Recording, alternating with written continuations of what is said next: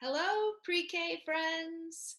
I am back to read some of our favorite stories, Frog and Toad. We listen to these stories at peaceful time, and I know you guys really like them. I have a few of the books, so I thought it'd be fun to read them with you, and you can see the pictures.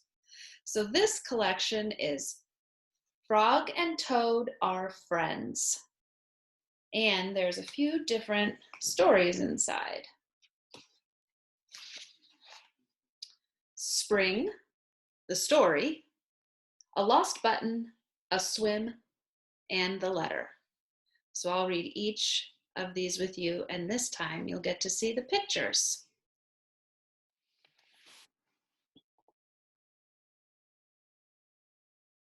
Spring. Frog ran up the path to Toad's house. He knocked on the front door.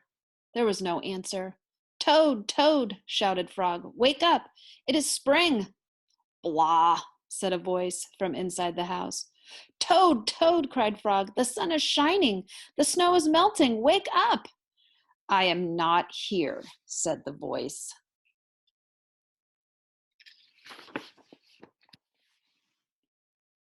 Frog walked into the house. It was dark. All the shutters were closed. Toad, where are you? Called Frog.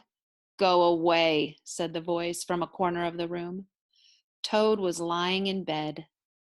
He had pulled all the covers over his head. Frog pushed Toad out of bed.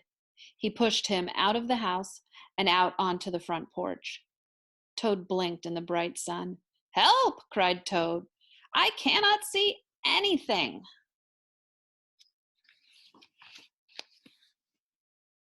Don't be silly, said Frog. What you see is the clear, warm light of April, and it means that we can begin a whole new year together, Toad. Think of it, said Frog. We will skip through the meadows and run through the woods and swim in the river.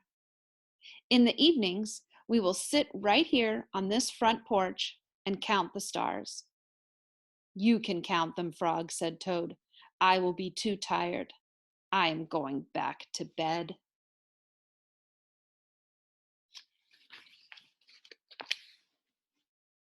Toad went back into the house. He got into the bed and pulled the covers over his head. But Toad, cried Frog, you will miss all the fun. Listen, Frog, said Toad. How long have I been asleep? You have been asleep since November, said Frog. Well then, said Toad, a little more sleep will not hurt me. Come back again and wake me up at about 1/2 May. Good night, Frog.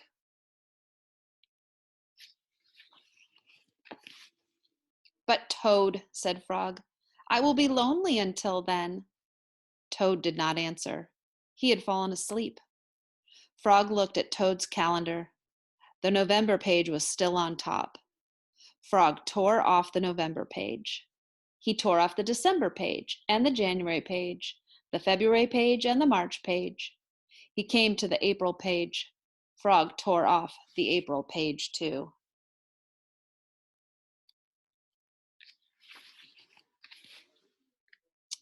Then Frog ran back to Toad's house. Toad, Toad, wake up. It is May now. What? Said Toad. Can it be May so soon? Yes, said Frog. Look at your calendar. Toad looked at the calendar. The May page was on top. Why, it is May, said Toad as he climbed out of bed. Then he and Frog ran outside to see how the world was looking in the spring. The story. One day in summer, Frog was not feeling well. Toad said, Frog, you are looking quite green. But I always look green, said Frog. I am a frog. Today you look very green, even for a frog, said Toad. Get into my bed and rest. Toad made Frog a cup of hot tea. Frog drank the tea, and then he said, Tell me a story while I am resting. All right, said Toad. Let me think of a story to tell you. Toad thought and thought, but he could not think of a story to tell Frog. I will go out on the front porch and walk up and down, said Toad. Perhaps that will help me to think of a story. Toad walked up and down on the porch for a long time, but he could not think of a story to tell Frog. Then Toad went into the house and stood on his head. "Why are you standing on your head?" asked Frog.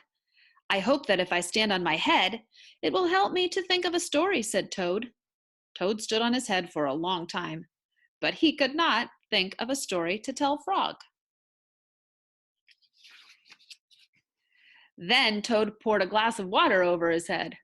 "Why are you pouring water over your head?" asked Frog. "I hope that if I pour water over my head, it will help me to think of a story," said Toad. Toad poured many glasses of water over his head, but he could not think of a story to tell Frog. Then Toad began to bang his head against the wall. "Why are you banging your head against the wall?" asked Frog. "I hope that if I bang my head against the wall hard enough, it will help me to think of a story," said Toad. "I am feeling much better now, Toad," said Frog. "I do not think I need a story anymore." "Then you get out of bed and let me get into it," said Toad, "because now I feel terrible." Frog said, "Would you like me to tell you a story, Toad?" "Yes," said Toad, "if you know one."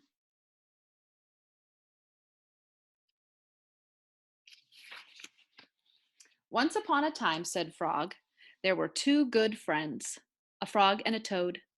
The frog was not feeling well. He asked his friend the toad to tell him a story. The toad could not think of a story. He walked up and down on the front porch, but he could not think of a story. He stood on his head, but he could not think of a story. He poured water over his head, but he could not think of a story. He banged his head against the wall, but he still could not think of a story. Then the toad did not feel so well, and the frog was feeling better. So the toad went to bed, and the frog got up and told him a story. The end.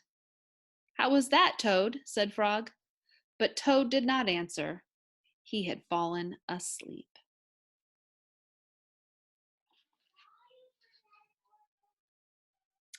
A lost button. Toad and Frog went for a long walk. They walked across a large meadow. They walked in the woods. They walked along the river. At last they went back home to Toad's house. "Oh, drat," said Toad. "Not only do my feet hurt, but I have lost one of the buttons on my jacket." "Don't worry," said Frog. "We will go back to all the places where we walked. We will soon find your button." They walked back to the large meadow. They began to look for the button in the tall grass. "Here's your button," cried Frog. "That is not my button," said Toad. "That button is black. My button was white." Toad put the black button in his pocket. A sparrow flew down. "Excuse me," said the sparrow, "did you lose a button? I found one." "That is not my button," said Toad. "That button has 2 holes. My button had 4 holes." Toad put the button with the holes in his pocket. They went back to the woods and looked on the dark paths. "Here's your button," said Frog. "That is not my button," cried Toad. "That button is small. My button was big." Toad put the small button in his pocket. A raccoon came out from behind a tree. "I heard that you were looking for a button," he said. "Here is one that I just found." "That is not my button," wailed Toad. "That button is square. My button was round." Toad put the square button in his pocket. Frog and Toad went back to the river. They looked for the button in the mud. "Here is your button," said Frog. "That is not my button," shouted Toad. "That button is thin. My button was thick."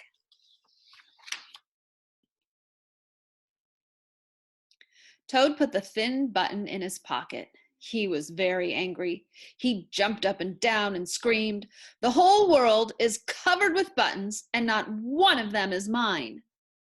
Toad ran home and slammed the door. There, on the floor, he saw his white, 4-holed, big, round, thick button. "Oh," said Toad, "it was here all the time.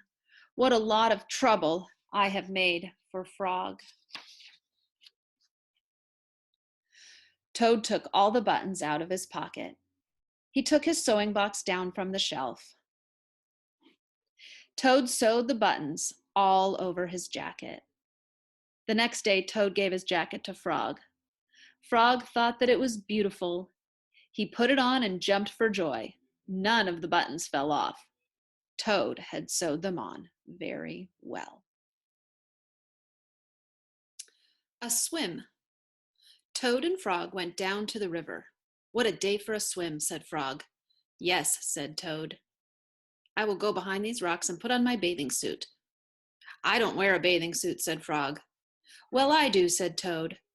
After I put on my bathing suit, you must not look at me until I get into the water. Why not? Asked Frog. Because I look funny in my bathing suit, that's why.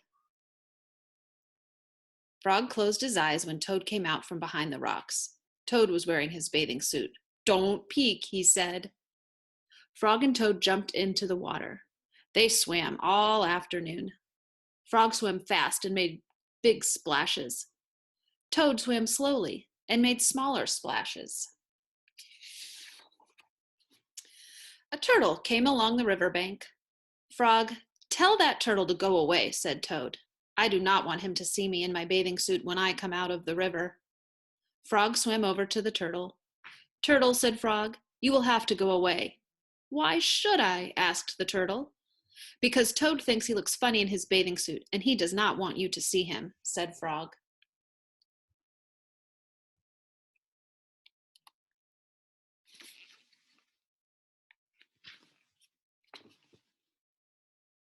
Some lizards were sitting nearby. Does Toad really look funny in his bathing suit? They asked. A snake crawled out of the grass. If Toad looks funny in his bathing suit, said the snake, then I, for one, want to see him. We want to see him too, said two dragonflies. Me too, said a field mouse. I have not seen anything funny in a long time. Frog swam back to Toad. I am sorry, Toad, he said. Everyone wants to see how you will look. Then I will stay right here until they go away, said Toad. The turtle and the lizards and the snake and the dragonflies and the field mouse all sat on the riverbank. They waited for Toad to come out of the water. Please, cried Frog, please go away. But no one went away. Toad was getting colder and colder. He was beginning to shiver and sneeze. I will have to come out of the water, said Toad. I am catching a cold. Toad climbed out of the river. The water dripped out of his bathing suit and down onto his feet. The turtle laughed. The lizards laughed. The snake laughed. The field mouse laughed. And Frog laughed. Why are you laughing? What are you laughing at, Frog? Said Toad. I'm laughing at you, Toad, said Frog, because you do look funny in your bathing suit. Of course I do, said Toad. Then he picked up his clothes and went home. The letter. Toad was sitting on his front porch. Frog came along and said, What is the matter, Toad? You are looking sad. Yes, said Toad. This is my sad time of day. It is the time when I wait for the mail to come. It always makes me very unhappy. Why is that? Asked Frog. Because I never get any mail, said Toad. Not ever? Asked Frog. No, never, said Toad. No one has ever sent me a letter. Every day my mailbox is empty. That is why waiting for the mail is a sad time for me. Frog and Toad sat on the porch, feeling sad together. Then Frog said, I have to go home now, Toad. There is something that I must do. Frog hurried home. He found a pencil and a piece of paper. He wrote on the paper. He put the paper in an envelope. On the envelope, he wrote, A letter for Toad. Frog ran out of his house. He saw a snail that he knew. Snail, said Frog, please take this letter to Toad's house and put it in his mailbox. Sure, said the snail, right away. Then Frog ran back to Toad's house. Toad was in bed taking a nap. Toad, said Frog, I think you should get up and wait for the mail some more. No, said Toad, I am tired of waiting for the mail. Frog looked out the window at Toad's mailbox. The snail was not there yet. Toad, said Frog, you never know when someone may send you a letter. No, no, said Toad, I do not think anyone will ever send me a letter. Frog looked out of the window. The snail was not there yet. But Toad, said Frog, someone may send you a letter today. Don't be silly, said Toad. No one has ever sent me a letter before, and no one will send me a letter today. Frog looked out of the window. The snail was still not there. Frog, why do you keep looking out of the window? Asked Toad. Because now I am waiting for the mail, said Frog. But there will not be any, said Toad. Oh, yes, there will be, said Frog, because I have sent you a letter. You have? Said Toad. What did you write in the letter? Frog said, I wrote, Dear Toad, I am glad that you are my best friend. Your best friend, Frog. Oh, said Toad, that makes a very good letter. Then Frog and Toad went out onto the front porch to wait for the mail. They sat there, feeling happy together. Frog and Toad waited a long time. 4 days later, the snail got to Toad's house and gave him the letter from Frog. Toad was very pleased to have it. The end. Well, that is the end of this collection of Frog and Toad stories. Frog and Toad are friends. I hope you liked hearing these stories again, some of our favorites, and seeing the pictures that go along with them.